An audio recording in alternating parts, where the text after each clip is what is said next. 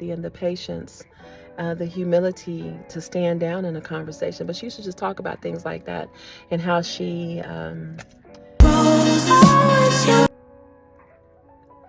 This one used to get me because I'd be like, I can tell you ain't took a shower. You ain't even washed your face. He was like, I did take a shower. I washed my face outside of the... Like, why the hell are you lying? Stop lying about it. You are not missing out on anything. You can take a 7-minute shower or less, 5 minutes or less. It's been a big girl. I can take a shower in 5 or 7 minutes. So I know you can take a shower. Anyway. He's like, yeah, I got pimples. It's just puberty. The counselor said it's just puberty. No, is you not washing your face, sucker? Wash your face. We brush our teeth. Okay, I'm done.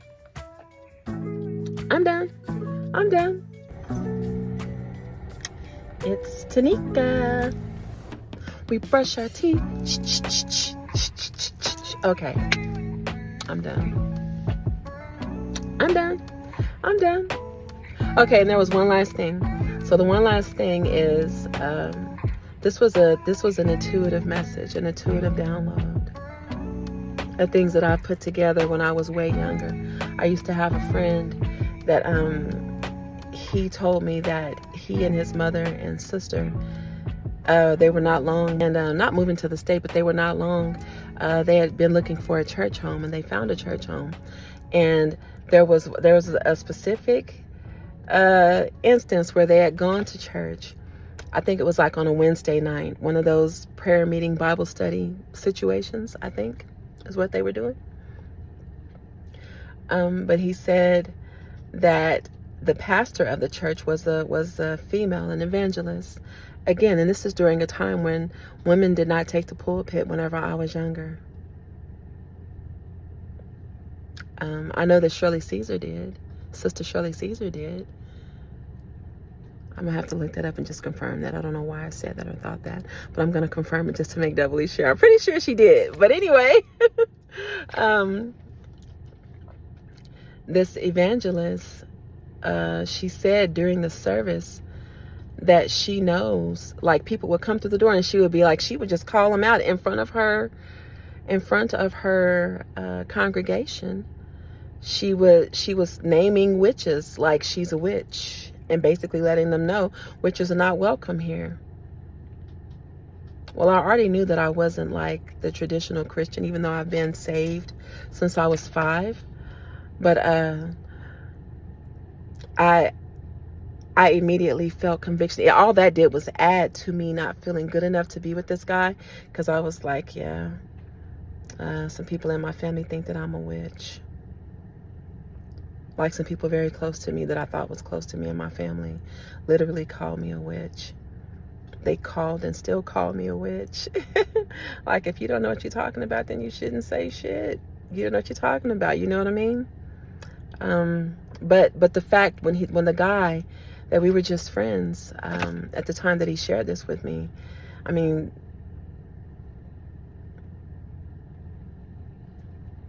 I felt so convicted. And I was like, if you invite me to your church, then your pastor and your mother, you're going to know that I'm a witch. Because that's how beaten up people had me in my family and in some of the schools that I went to. That I felt like nothing. I felt wicked. I felt filthy as a rag because of things that had happened to me. And since no justice had been sought or found, then I began to think that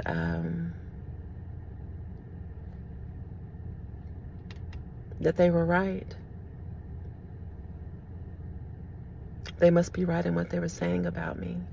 Anyway, he told me this, and that totally affected how I showed up with him. It just definitely made me push him away even further, because I was like, well, that hangs, that does it for me. I'm not going to ever have any success with this guy, because they're going to be able to look at me and know she doubts some things in the Bible. She and her pastor are having active conversations about how come in Genesis it reads, let us make man. And the Christian attempt the Christian explanation about the Trinity and the Father, the Son, and the Holy Spirit, and God being omnipotent, or omnipotent, and omnipresent, and some other omnis, that he saw himself over all timelines, the past, present, and future. And I was just like, even as a child, I was like, however true that might be, I mean, how much of this Bible is metaphorical versus literal? And who gets to say that? And what is their saying that based on? Is that based on their translation? Or is the word different overseas than it is here? Is it different from state to state? Like, I had so many, thinking back as an adult now, there's just very logical questions. But but to people who were not only, they were not accustomed to being asked those questions in church, it definitely did. Those questions were not coming from children. I'm not saying that no child ever asked any of those questions. I am not saying that, but I am saying that at least in the church where I am from, that no one, because it wasn't necessarily frowned upon whenever I was a child. Just the fact that I even had the questions was very much frowned upon, and it completely discouraged my desire to want to learn and to be a part of, at least as a Christian or as a Baptist Christian. Anyway, so I'm not that, and I don't have any issue with people who may be. They are that. You know, your faith is your faith, and no one gets to pass judgment on you and what you believe or what you practice. You know, you are allowed that. Everyone is allowed that. But anyway, I was just thinking about the young man, and there are so many things. It's like he is just one example of someone that, not that it's his mother specifically, I'm just saying, but that women, that in how they mothered their sons, this is how I was learning how to mother my own son whenever I have one day. I'm so dry, just a second. Anyways, if I put on my spiritual or my intuitive eyes, if I put on my intuitive eye, I believe that this man, he's not a young man anymore. I mean, he is still young. We're all young people in this world, considering the age of the planet and the little bit of a hiccup worth of a time that we've been here on it. He's a young man, but I believe that he was and is under the unusually heavy influence of a mother who, underneath all of the actions and all of the energy, she's a very well-meaning mother. She only means to protect her son, that's at best. At worst, the worst case scenario, and I hope that I'm wrong about it, but she's dominant. And you see, and there's something, the main thing that's wrong with this, because, you know, people who maybe cannot take care of themselves would need a caretaker like that, because they know that your mind is compromised and maybe your decision making isn't the best, or she shamed a couple of things, and maybe she shamed it just right so that she could take control over your decision making. I'm not just talking about him specifically, because he's just one person. Like, I have a son now myself, and how we show up as parents, it's like my parents did an excellent job in this area, where if I would call them whining about me and my boyfriend, whining about me and my husband, and just because I'm their daughter, it's not an automatic, it's not just a given that he's wrong and I'm right. They could tell me, like, hey, I know he said this, and this, and he did this, but when he said this, remember, you responded and you yelled, and I think you said you threw something. That escalated the whole situation, Teneca. And I was like, I don't care. I was only did it because Yeah, but you're only responsible for yourself. So whatever he did is what he did. This is what you did, though. So my parents raised me, like I said, I know how to love unconditionally. Like loving myself, loving the person that I'm talking to. I'm not going to ever disrespect you, because you can't disrespect me and get away with it. Not in my face. You can probably talk to my fake best friend and get something off, or talk to, I don't know, a boyfriend or a significant other who came in the situation with treachery in their hearts. They knew what they were. You can manipulate someone who already has something bad in their hearts. But when you are speaking from a place of love, you consider not only your own feelings, but the other person's feelings and perspectives. Anyway, but this lady, I'm not going to talk about her. I just want to encourage him and other men like him. Think for yourself. Think for yourself. Don't let nobody dumb it down and rationalize. I don't care what medications you are on or what type of therapy or counseling program that you're in to treat whatever issue you have. If you have served several tours, you've been in that sandbox several times, you've put your life on the line, you watched precious brothers and sisters put their lives on the line. A lot of them didn't even return home. You've experienced that. You traveled the world. Nobody passed those PT tests but you. Nobody acquired that degree but you, for the people who that applies to. When it was your turn to be a single parent, no one gave you the courage and the strength to do it. Even if they lent their strength, maybe they helped you out in the way that you put a stopper on the door to keep the door from stopping, that you got an oil change, like maintenance work. But I mean, there are some people that will allow you to put them as the managers of your life, the executioner of your life. I have this great opportunity to take this job somewhere, but your sister or your mother or your friend, whoever you are choosing to forfeit your power to, because that's what it really is. There are some caregivers, and then there are some caregivers who don't give a care. They don't really consider you.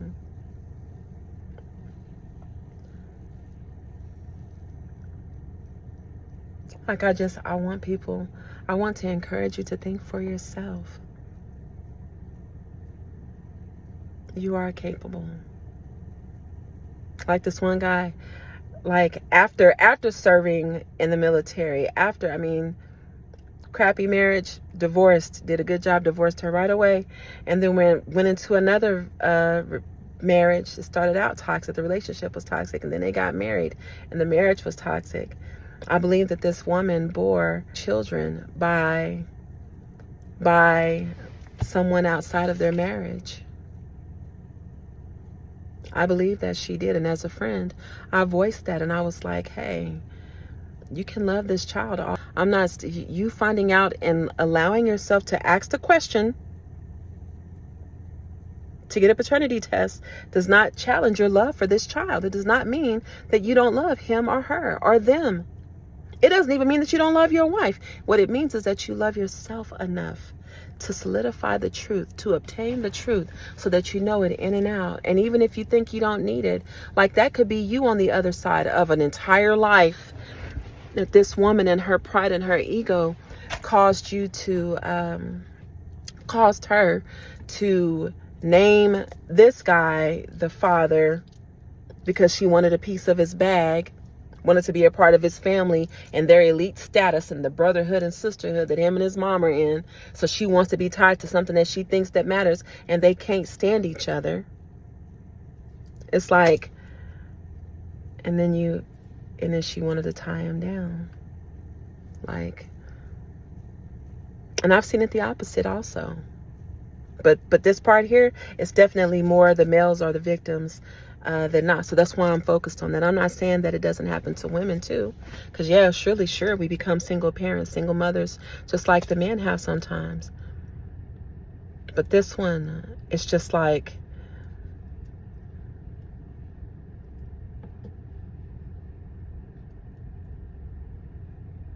But a mother's counsel, wise counsel and input and advice in a situation can turn you against, as a man or a woman, can turn you against yourself. They will be, that people can puppeteer you and have you moving like, I don't think that that's your friend. You shouldn't be their friend. So you stop being friends with someone. And they actually haven't done shit to you. Or maybe when you were younger, they broke a glass in your house and they lied about it. A child. And so you see that person 20 years later. It's like, yeah, remember that shit though? You broke the glass in my house. I ain't got a motherfucking thing to say to you. And it's like, that's just an example. That didn't happen to me, but I'm saying, well, that specific example did not happen to me. But people like to try to hold on to one mistake that you made. One mistake. Okay, so there's this one guy. There's this one guy who, when I was younger, I broke up with this guy. I'm going to say maybe a total of 6 or 7 times whenever I was a kid. When I was a teenager. Because my self-worth was so low. Again, because of those things, those completely bypassed situations that people just swept under the rug. There was no justice. And I mean, my soul was scarred from the actual trauma itself.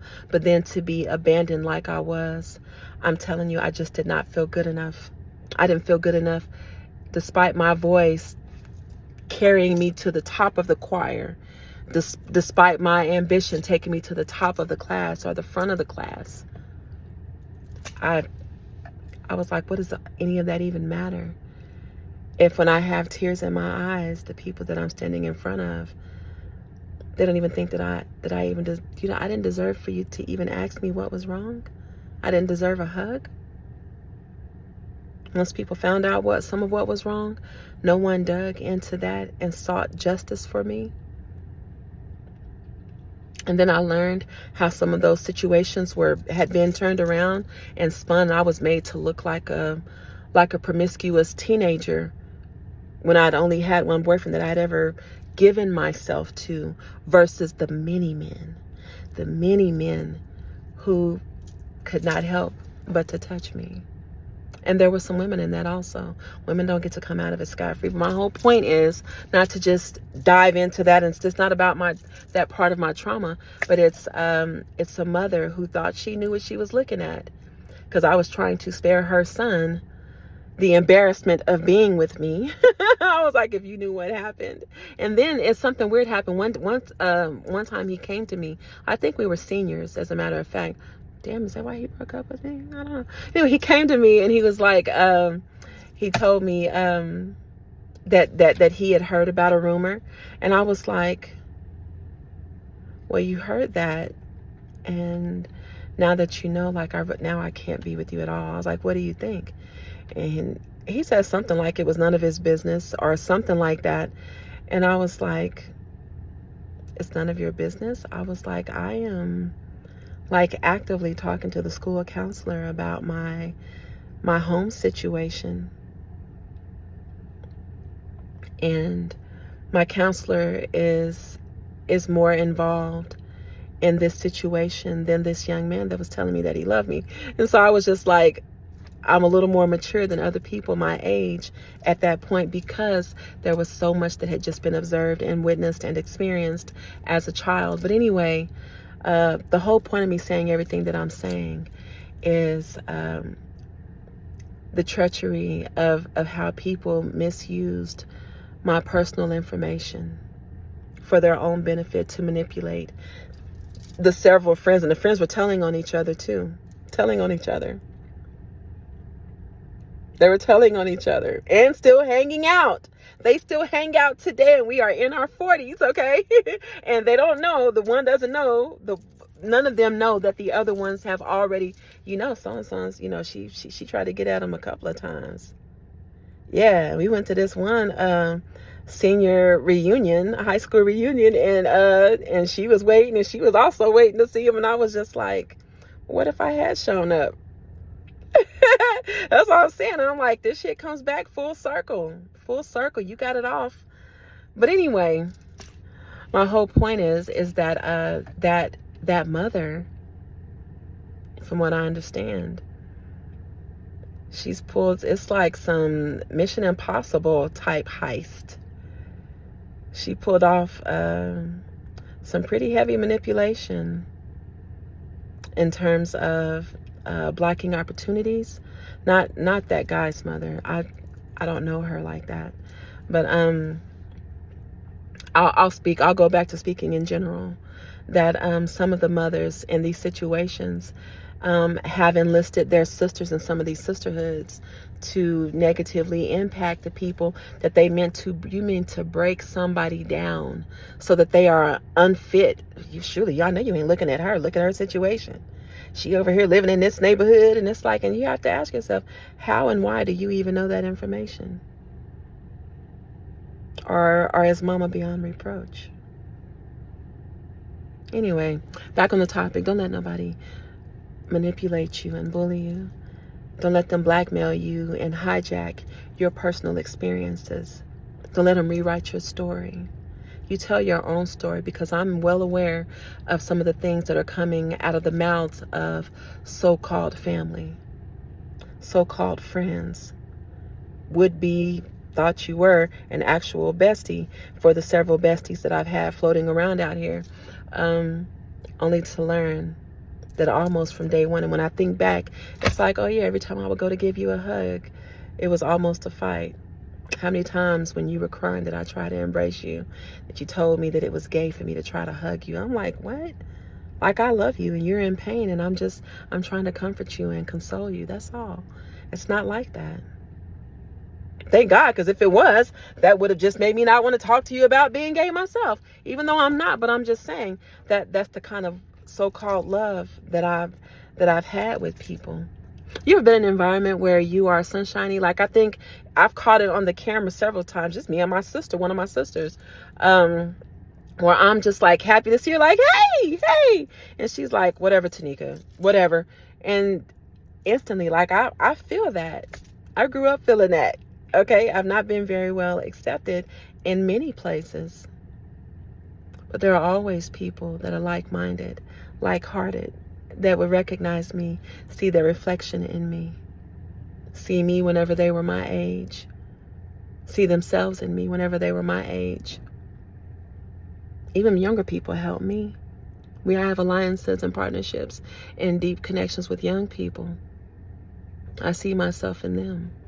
Or they look at my situation with fresh, young eyes. You've not been through any damn thing. So you have this scientific data, this formula to completely correct my situation, you know? But anyway, that's all for this conscious friend. I'm sitting at 48 minutes. I didn't think it was going to be that long. So I am going to split it up into part 1 and part 2. I'm probably going to paste this part of the video. I'll just make another video or another clipping saying, yeah, and I'll put it at the beginning. Okay, you get what I'm saying. Okay. But so I'm not even going to bash the platform that I've already created a couple of videos on that I cannot upload. For some reason, I can look at them on those platforms. Like, I think if I screen record, maybe I can get it off. I'm not going to do that. So this is what I'm going to go with. And I probably should have waited until after I can. Anyway, thank you so much for joining me. If you would please do me a favor and leave a like or subscribe to my channel, where I lend positive perspective about a lot of negative shit. Okay, I talk about a lot of stuff, all for the sake of helping you on your journey. It's also helping me on my journey, because it's expression. And I'm so passionate about it. So a lot of what I share has taken the place of a lot of heavy writing. Like, it saved me a lot of pages. And it's so therapeutic to see myself, hear myself, to feel myself, to see my body language. I can totally tell, looking at myself, when I've gotten emotional, despite my poker face. I'm like, you almost let that tear come out. I saw you, Teneca. I was like, oh, that's why we got to cut it out. The editing is so emotional. The editing is even more emotional for me than this part of actually recording for you. But the more I do it, the easier that it is for me, because I'm in that spirit of evolving and of healing, and that's primarily what I want to come across. That's what I want to convey. It doesn't mean that I'm not mad. And I just want to clear one last thing up, you guys. Being conscious or being spiritual doesn't mean that you are like holier than anyone. It doesn't mean that I don't make mistakes. It doesn't mean that I'm perfect. It doesn't mean that I don't at all have a shadow side, because I do. I still cut.